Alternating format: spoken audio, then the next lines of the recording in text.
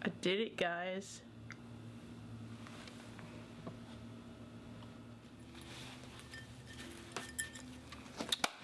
What's going on, guys? Welcome back to the channel. Welcome to a new video. Welcome to the last video of this half marathon prep series. This is the post half marathon recap video. It's been 16 long weeks, but all the training has come to an end. I did the race. It's currently 2 weeks post-race, so it did take me a little bit to get around to filming this video. After the race, I fell a little bit under the weather, so dealing with that, recovering, and just, you know, normal everyday life stuff. But we are here. I'm going to wrap up this series with this video, so let's just get into it. So in this video, I'm just going to give a quick recap of the race, talk about the course a little bit, how it went, how I felt, and how I'm feeling post-race. So nothing super crazy. I did not record anything during the race. I just wanted to focus on the race itself, completing it. So this is just going to be a sit down, me chatting to you guys and telling you about the race. So first things first, the course itself, it was an interesting one. It was an out and back in one direction, an out and back in another direction, and then for the final leg of the race, you complete the same out and back you did the first time. So essentially there was one part of the course that you were seeing 4 times because of the 2 times you had to do out and back. So that was the course. The run itself, or the race itself, my performance, nothing crazy, nothing to write home about. It took about a couple of miles for my legs to really warm up to the idea that we were actually doing the damn thing. But after the first couple of miles, things were rolling smooth. Hydration went as planned. After every mile, I would slow down enough to where I could take a few sips of G1M, take a few sips of water before picking up the run again, just to make sure I was staying hydrated. I had some food at mile 4, half a peanut butter and jelly sandwich. And then at mile 8, I had a honey stinger waffle. So that was my nutrition for during the run. Worked very well. And I was cruising, you know, miles 2 through 10 felt really good. And then after mile 10 is when I hit a wall. It started getting hard. By that time it was later in the morning already. The sun was out, it was heating up, and you know, the past 8 miles or the past 10 miles were just starting to get to me. I was getting fatigued in my legs. And that was when the race truly started for me, right? They say in a regular marathon, the race doesn't start until like mile 20 or 22. Yeah, half marathon really started at mile 10 for me. The last 5K, I really had to dig deep.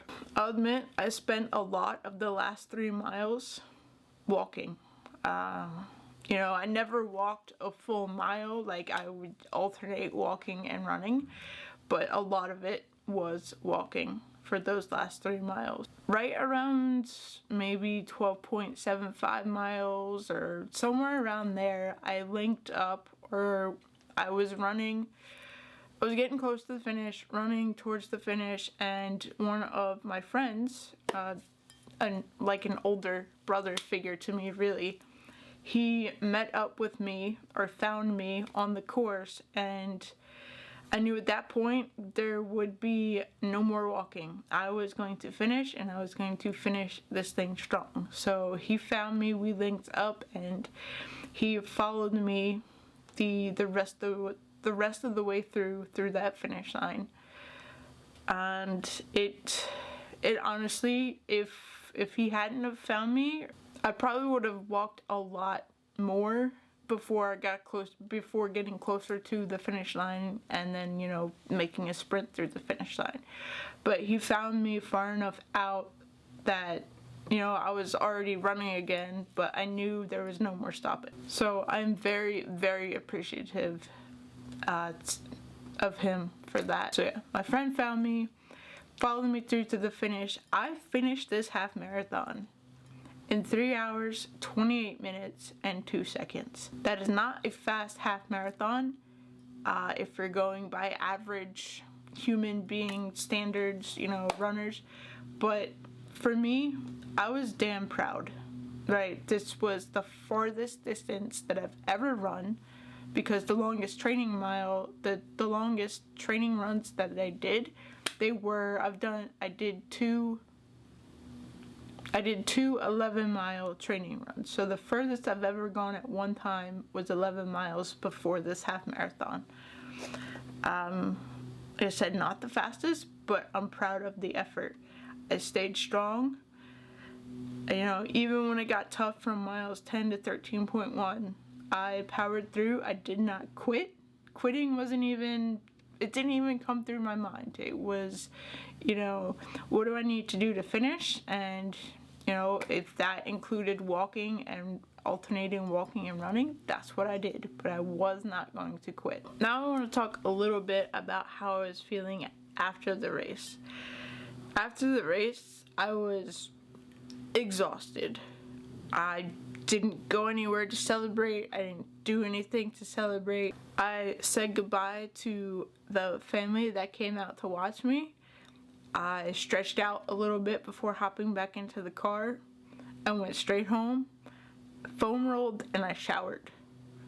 And I ate some food, but nothing crazy. I was beat. And at the time of finishing the race, I was like, mentally, I can't remember if I said this out loud, but I didn't want to do another half marathon ever, because at that point I was exhausted. That was like the hardest physical thing that I've ever done in my life, and it was like trying to imagine doing another one was just like not in my wheelhouse at that moment.